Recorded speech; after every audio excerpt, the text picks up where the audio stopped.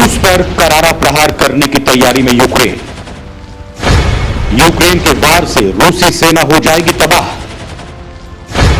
Ukraine बना रहा है जंग का भयानक प्लान। रूस का जेड वाला निशान यूक्रेन का तबाह कर देगा सारा प्लान।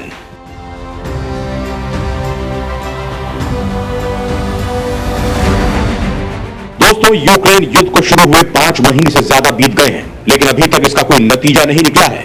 रूस के सामने बौना दिखने वाला यूक्रेन विदेशी हथियारों के बल पर पुतिन को आंख दिखा रहा है, उसे लगातार युद्ध में चुनौती दे रहा है। इसी का नतीजा है कि रूस अभी तक जंग में फतह हासिल नहीं कर पाया है, जिससे रूस की भी त्योरियां चढ़ गई हैं और वो यूक्रेन पर तगड़ा प्रहार कर रहा है। लेकिन अब यूक्रेन जो करने जा रहा है वो रूस की टेंशन बढ़ाने वाला है, उसके दिमाग की बत्ती जलाने वाला है। अगर यूक्रेन अपने इस मकसद में कामयाब हो गया तो रूस का यूक्रेन से बोरिया बिस्तर गोल होना तय है। यूक्रेन के इस प्लान से रूस में तबाही का वो बवंडर आएगा जिसकी कभी पुतिन ने कल्पना भी नहीं की होगी। जी हां, सही सुन रहे हैं आप। यूक्रेन अब जो प्लान बना रहा है वो रूस की बर्बादी की दास्तान लिखने वाला है। लिहाजा रूस को सावधान रहने की जरूरत है, क्योंकि अपनी ताकत के दम पर रूस शायद वो नहीं देख पा रहा है जिसकी तैयारी यूक्रेन कर रहा है। दोस्तों, लगातार 5 महीनों से चल रहे युद्ध के कारण रूसी हथियारों का खजाना भी खाली हो गया है, लेकिन पश्चिमी देशों से मिलने वाले हथियारों के कारण यूक्रेन के हालात अभी भी मजबूत हैं। और इसी का नतीजा है कि वो रूस को करारा जवाब दे रहा है, जो उसके लिए चिंता का सबब है। लिहाजा अब उसने भी युद्ध को खत्म करने की तैयारी शुरू कर दी है।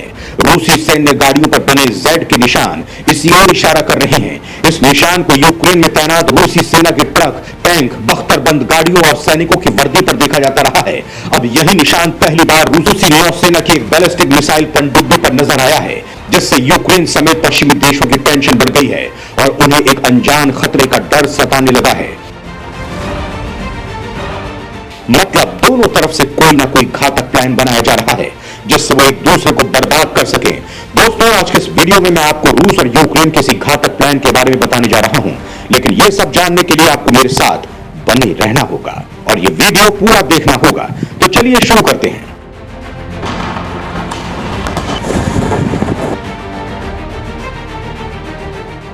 दोस्तों, रूस और यूक्रेन के बीच जंग की आग कब तक जलेगी कोई नहीं जानता, क्योंकि इस आग के बुझने के फिलहाल कोई आसार नहीं दिख रहे हैं।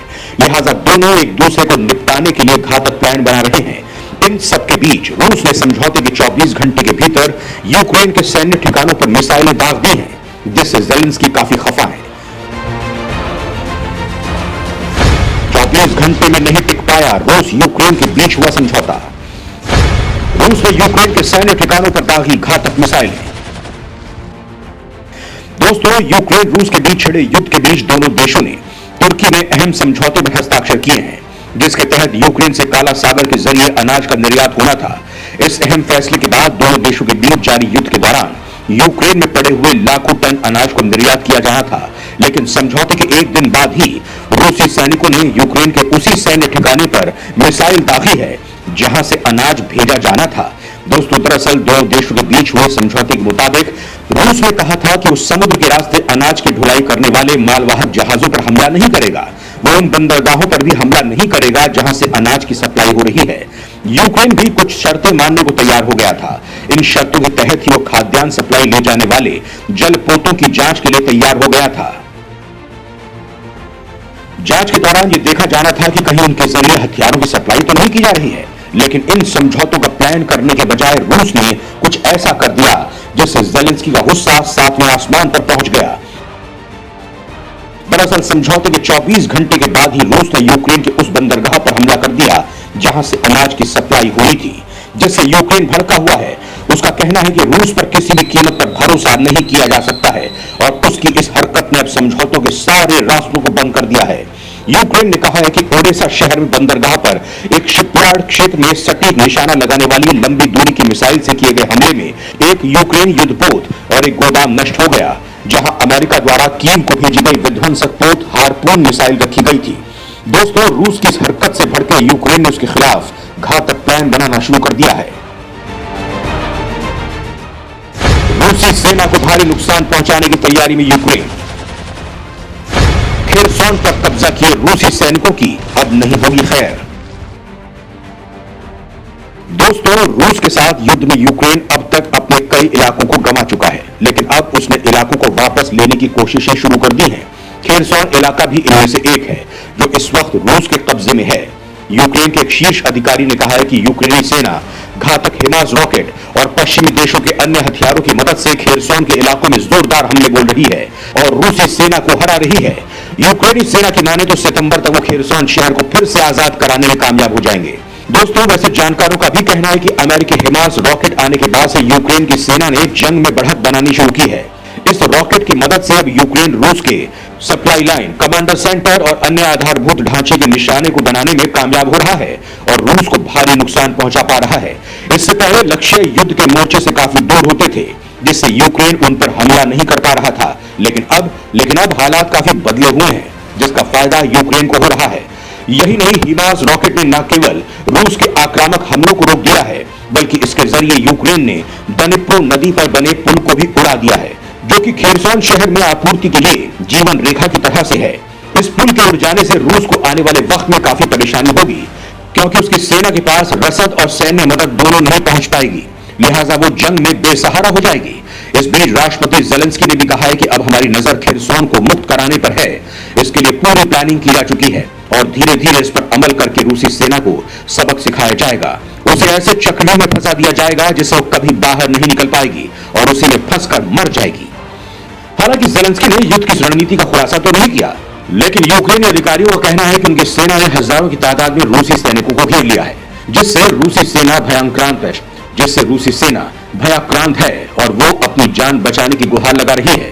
वहीं जानकारों का भी कहना है कि यूक्रेनी सेना रूसी सेना को फंसाना चाहती है और खेरसॉन के आसपास लाना चाहती है, जिससे कि वो एक साथ भीषण हमला कर सके और उन्हें मौत की नींद सुला सके। इस हमले के जरिए यूक्रेनी सेना रूस को वो घाव देना चाहती है जो वो चाहकर भी ना भूल पाए।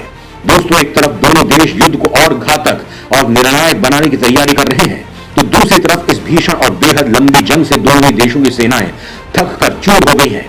लंबी जंग के कारण रूस और यूक्रेन की सेनाएं हथियारों से भी खाली होती जा रही हैं। आलम यह है कि पुतिन की सेना अपनी सतह से हवा में मार करने वाली S-300 मिसाइलों का इस्तेमाल यूक्रेन के जमीनी ठिकानों पर हमले के लिए कर रही है। उधर यूक्रेन की सेना ने भी जोरदार पलटवार करके एक रूसी 300 सिस्टम को तबाह कर दिया है।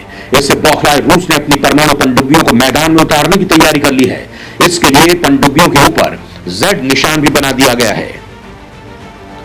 दोस्तों, अब आप सोच रहे होंगे कि आखिर ये Z के निशान का मतलब क्या है और इसके जरिए रूस क्या दर्शाना चाहता है, इससे रूस को क्या फायदा हो सकता है। चलिए आपको वो भी बता देता हूं।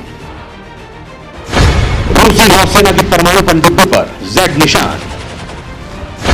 पुतिन को इस Z निशान से क्या फायदा?